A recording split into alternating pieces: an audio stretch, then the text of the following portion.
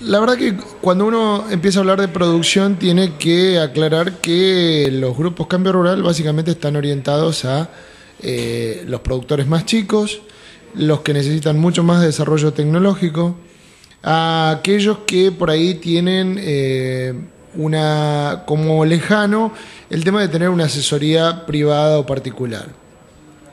El hecho es que INTA y el gobierno deciden colaborar con esto y generar y hacer que estos productores se tornen más eficientes. Hay muchísimo trabajo por hacer, los productores, si bien están muy ávidos de información, hay muchísimas cosas por hacer por delante. El hecho es que nosotros estamos hoy en niveles de producción bajos y son los que nosotros queremos revertir a través de no tanto la tecnificación, sino la enseñanza del manejo de la producción porcina de estos productores.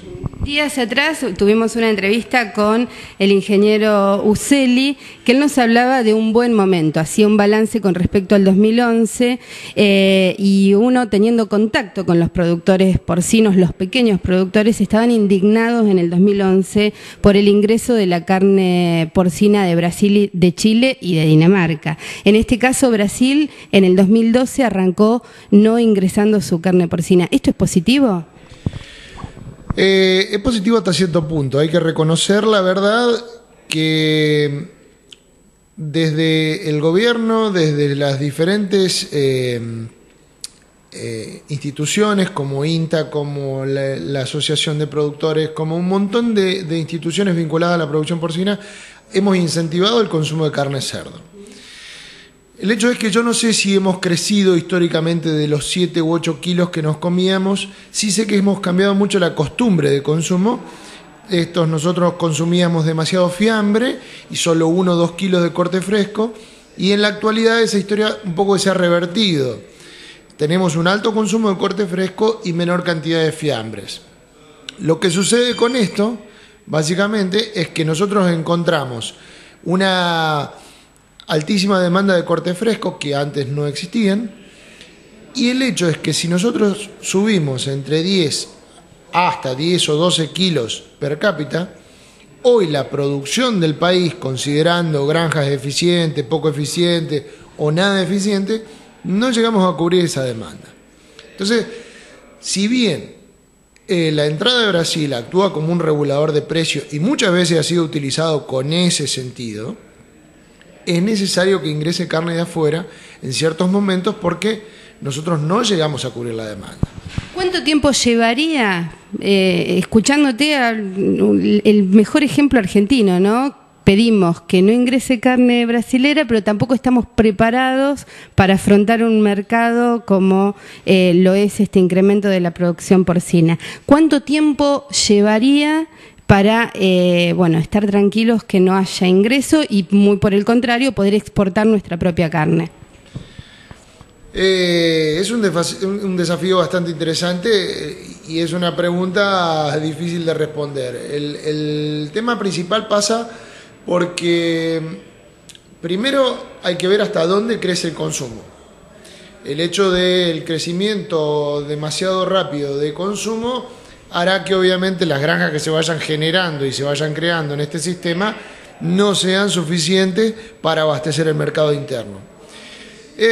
Si bien estamos en una condición bastante buena para la exportación en cuanto a sanidad, somos países libres de peste porcina clásica, aún no tenemos PIRS, que es una de las enfermedades que causa estrago a nivel mundial. Yo creo que nos falta mucho todavía para tener un carácter exportador. Nos falta mucho, lo digo desde el punto de vista, no porque no seamos capaces, sino porque creo que todavía nos falta mucho en la escalera de consumo de carne por cápita. El problema es que países vecinos están en alrededor de los 18 o 20 kilos y nosotros todavía no sabemos si superamos los 10 kilos. Entonces creo que el mercado interno tiene mucho por crecer. Es muy difícil limitar la importación de carne, digamos, con países como Brasil, que son grandes productores y que cuando muchas veces ven negada una exportación en otro lado, terminan impactando con estas carnes por ahí a menor costo en países vecinos. Es decir, lo que muchas veces Brasil no puede volcar al mercado ruso o a cualquier otro mercado, cuando no lo puede sacar por ahí, lo vuelca a la Argentina. El hecho está que hay ciertas limitantes, como por ejemplo la carne sin hueso, pero siempre encontramos dentro de lo que es los establecimientos de elaboradores del país, gente que puede consumir pulpa para hacer fiambre, por ejemplo.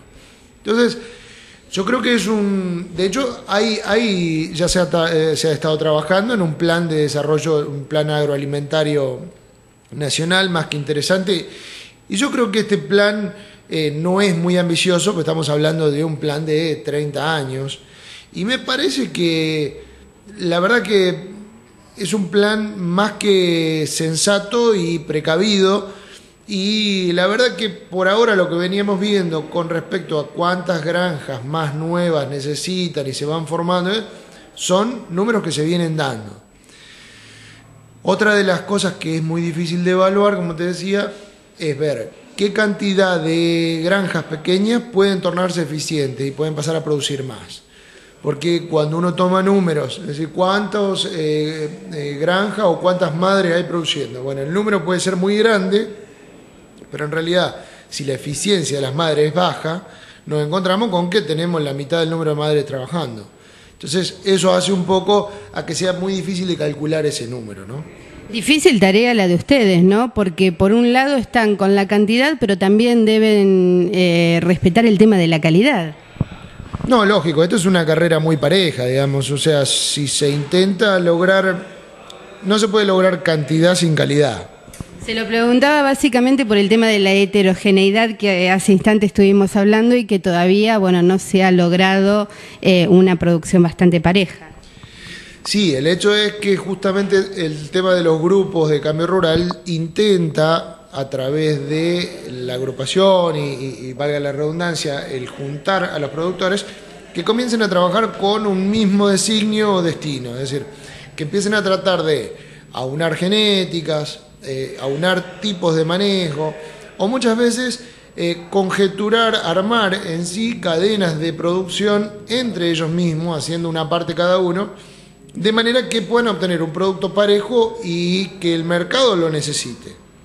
Hoy en día, si bien la genética porcina ha avanzado y se ha diseminado mucho, es más que notable o se hace notar mucho más que cuando llega el momento de los precios bajos, cuando el mercado se cae, los frigoríficos echan mano a la calidad. Entonces ya empiezan a pagar menos por magro, empiezan a pagar menos por otros diferentes caracteres del animal, que si uno no tiene calidad es imposible lograr un buen precio.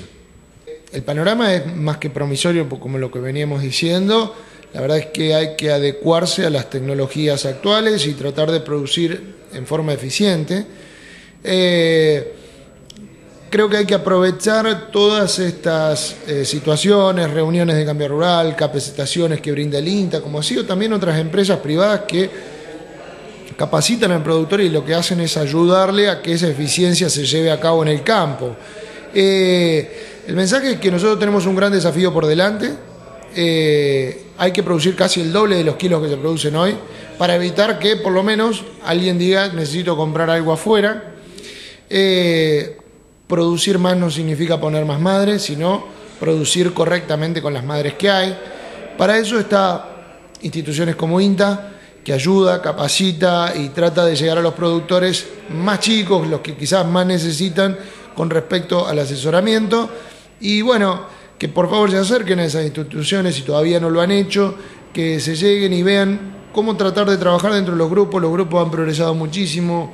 Ahora se está instaurando toda una nueva serie de parámetros y datos para registrar la producción de estos grupos, para tratar de tener una idea de dónde están parados, para ver cómo gestionan su criadero. La verdad que es un desafío muy interesante, de los cuales lo hago partícipe a todos los productores, los que están y los que quieren ingresar en la cadena, a producir bien, a producir mejor y bueno, de la mano de INTA, por ejemplo.